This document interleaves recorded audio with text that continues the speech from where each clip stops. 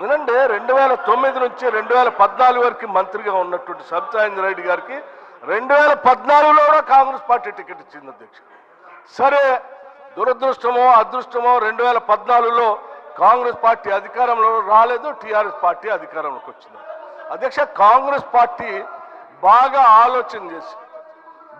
ఆలోచన చేసి ఈ రాష్ట్రంలో తెలంగాణలో కాంగ్రెస్ పార్టీ లెజిస్లేచర్ పార్టీ నాయకుడిగా, ఒక సిఎల్పి లీడర్గా, ఒక ఎల్ఓపిగా, ఈ సభకి ప్రతిపక్ష నాయకుడిగా కాంగ్రెస్ పార్టీ పెద్ద హృదయంతో నన్ను ఆ రోజు ఎల్ఓపిగా నిర్ణయించింది అధ్యక్ష. ఒక బలహీన వర్గాల, దళిత వర్గానికి సంబంధించిన నన్ను ఒక సిఎల్పి లీడర్గా చేసి, ఈ రాష్ట్ర చరిత్రలో ఇంతవరకు సిఎల్పి లీడర్గా ఏ దళితుడిని చేయలేదు అధ్యక్ష. మొట్టమొదటిసారి నన్ను చేసి అక్కడ కూర్చోబెడితే ఒక దశాబ్ద కాలం మంత్రిగా పనిచేసి కాంగ్రెస్ పార్టీలో అన్ని పదవులు అనుభవించినటువంటి సబితా ఇంద్రారెడ్డి గారు నా వెనకుండి నన్ను ఎల్ఓపిగా నిలబెట్టాల్సింది పోయి కేవలం అధికారం కోసం నేను వారి ఇంటికి వెళ్ళి కూడా అడిగాను అధ్యక్ష. నాతో పాటు అనేక మంది నాయకులు తీసుకొని పోయి, అమ్మ ఎల్లబాకండి, మీరు పోతే ఎల్ఓపి స్టేటస్ పోతుంది, కాంగ్రెస్ పార్టీ పరువు పోతుంది, 10 సంవత్సరాలు మీరు మంత్రిగా అనుభవించారు, మీరు ఇప్పుడు కూడా ఎమ్మెల్యేగా ఉన్నారు, కాంగ్రెస్ పార్టీ మీకు ఏం తక్కువ చేయలేదు, మీకు ఇంకా కావాలంటే ఇంకా చాలా చేస్తుంది, చివరికి మీ అబ్బాయికి పార్లమెంట్ సీటు కూడా కాంగ్రెస్ పార్టీ ఇచ్చింది, చేయబాకండి అని పదే బతిలాడితే వారు చేసింది ఏంది అధ్యక్ష? ఒక్కసారైనా ఆలోచన చేశారా? మీరు ఏం ఆలోచన చేశారు అధ్యక్ష?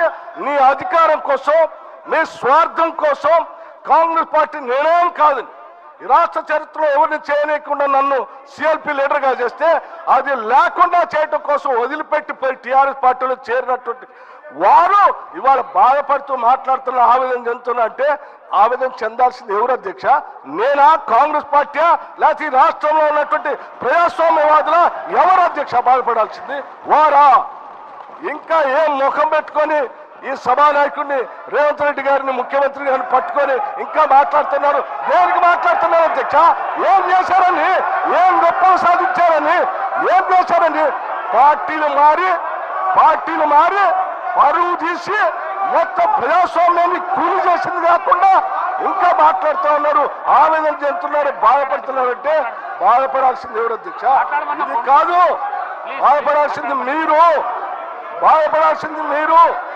ఏం మాట్లాడుతూ ఉన్నారు? ఇంకా ఏం కూర్చోండి, దయచేసి కూర్చోండి అధ్యక్ష. ఏం మాట్లాడుతున్నారు ఇంకా?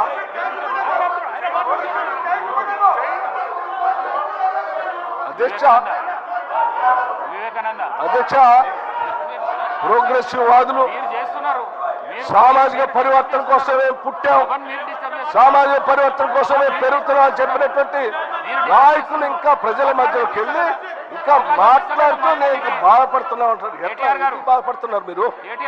ఎందుకు బాధపడుతున్నారు? కూర్చోండి. ఏంటి పద్ధతి? ఇది కరెక్ట్ కాదు కదా. కూర్చోండి. బాధపడుతూ ఉన్నారని ఏంటిది అధ్యక్ష? ఈ పద్ధతి ఏం బాగలేదు.